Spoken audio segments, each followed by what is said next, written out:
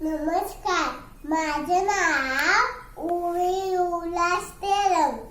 आज मी तुम्हाला गुरु शिष्याची गोष्ट सांगणार आहे.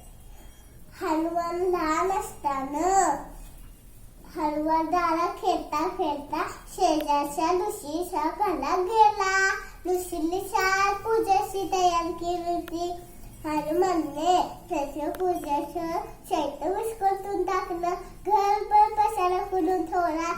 ऋषीला रागवले. ऋषीने शाप दिला की तू तुझी उदराची शक्ती विष्णूची असेल.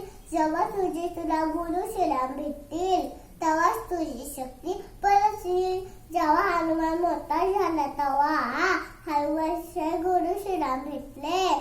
गुरु श्रीराम ही हनुमानचा आशीर्वाद दिला. तेव्हाच हनुमानची शक्ती परत आली. गुरु ब्रह्मा गुरु विष्णू गुरुदेव महेश्वरा गुरु साक्षात परब्रह्म तस्मै श्री गुरुदेव नमः. धन्यवाद.